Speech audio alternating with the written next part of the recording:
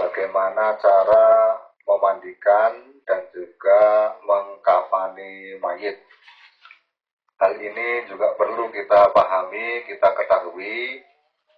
Wah, sebenarnya nggak perlu itu memahami yang seperti itu, kan sudah ada petugasnya. Nah, misalnya seperti itu. Tapi suatu saat petugasnya berhalangan, ada yang meninggal, petugasnya berhalangan. Delalah kiai-kiainya juga nggak dengar ada pengumuman ini misalnya. Terus yang ada cuma segelintir orang, hanya kita-kita saja. Nah ini pentingnya apa nggak dimandikan, apa nggak dikafani. Nah ini seperti ini kan mengantisipasi situasi yang seperti ini perlu kita pahami bagaimana tata cara merawat jenazah ataupun mayit. Bismillahirrahmanirrahim. Wa yugsalu al-mayyitu witran.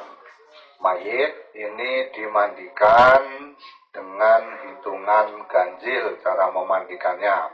Ganjil itu boleh 3, boleh 5 ataupun lebih. Berarti ya dihitung 1, 2, 3 ganjil. Terus kalau lupa hitungannya, pokoknya diyakini kalau hitungan tersebut adalah ganjil memandikan mayitnya. Ataupun seandainya enggak ganjil kok genap, misalnya enggak sampai ganjil ya enggak masalah. Namanya tata cara yang seperti ini lebih baiknya, lebih afdalnya juga dengan hitungan yang ganjil. Ini cara memandikan mayit. Ya saya sendiri hanya beberapa kali memandikan mayit karena memang sudah ada petugasnya, namun perlu kita pahami, perlu kita mengerti tentang bagaimana memandikan mayit tersebut. Salasan au khamsan au aksar min dalika. Boleh 3, boleh 5 ataupun lebih bilangan-bilangan yang ganjil. Wa yakunu fi awali ghuslihi sidrun. Jadi pada awal memandikan mayit kalau bisa dihitung dengan ganjil. Misalnya kan tata cara memandikan mayit itu ada yang dengan langsung pakai apa namanya keran ya Pak ya, langsung pakai selang sor. Ada juga pakai gayung.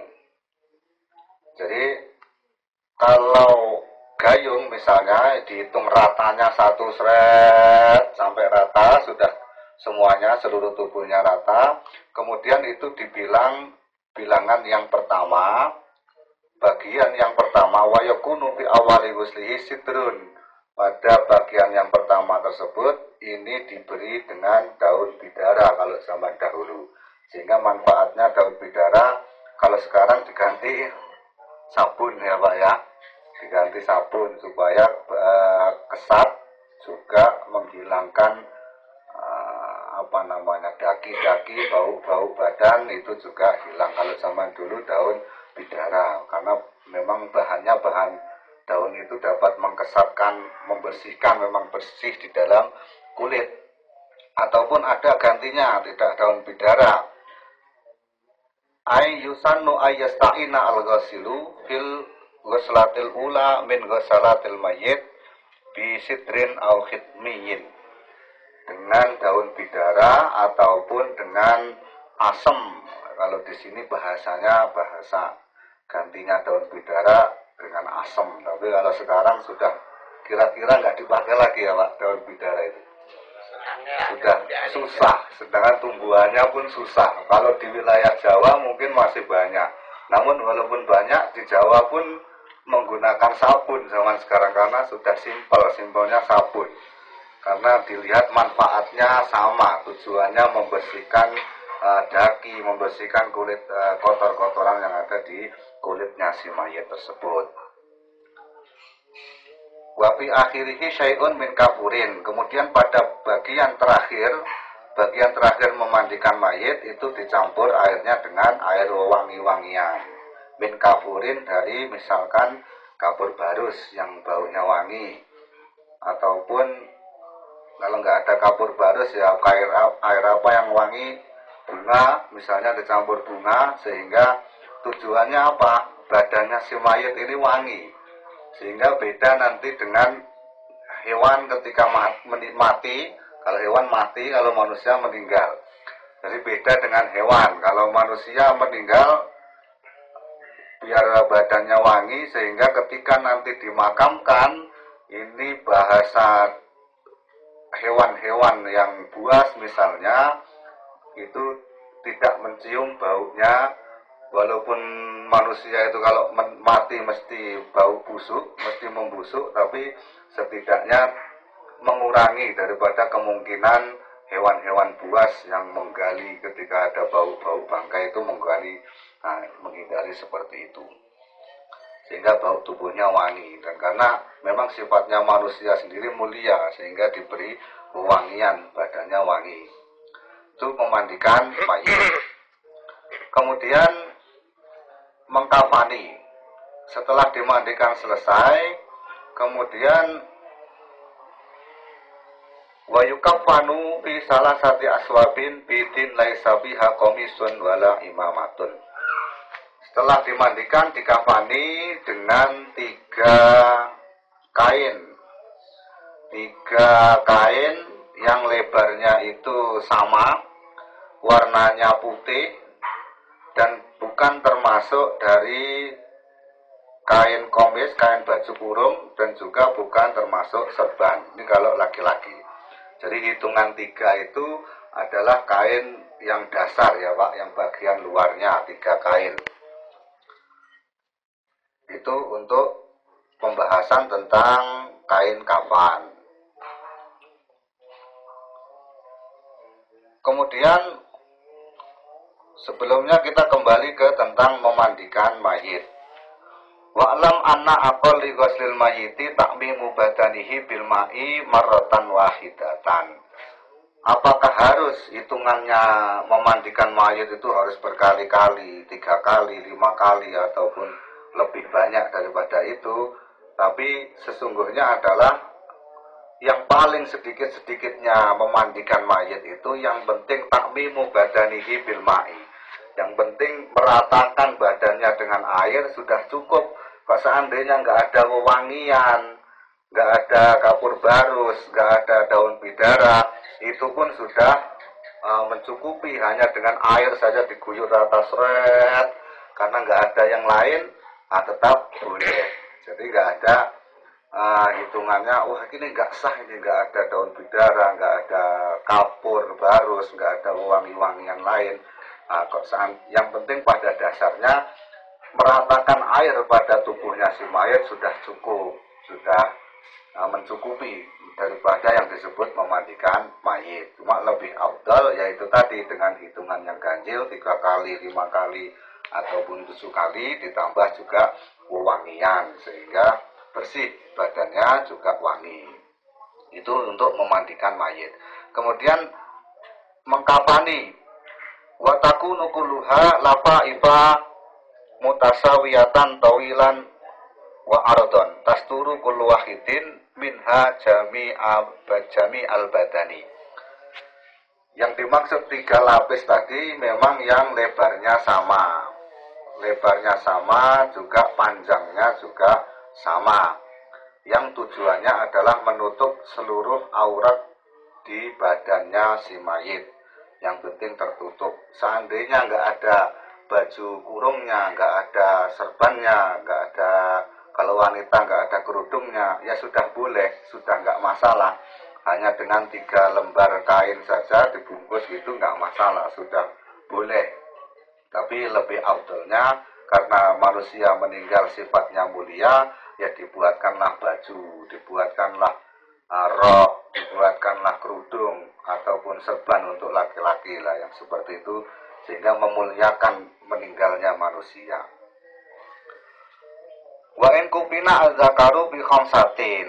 Jika yang dikafani adalah mayitnya laki-laki, maka jenis lembar bajunya, lembar kainnya adalah 5. Fahiyya as-salah satu al-madkurah, 3 yang sudah disebutkan tadi, yang panjang ataupun lebarnya sama ukurannya.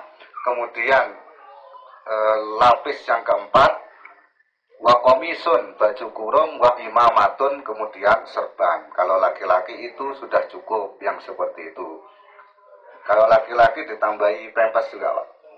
Ya, nah, dibuatkan sempak, ya itu kok seandainya nggak dibuatkan sempak ya sudah cukup. Nah itu, tapi biasanya tergantung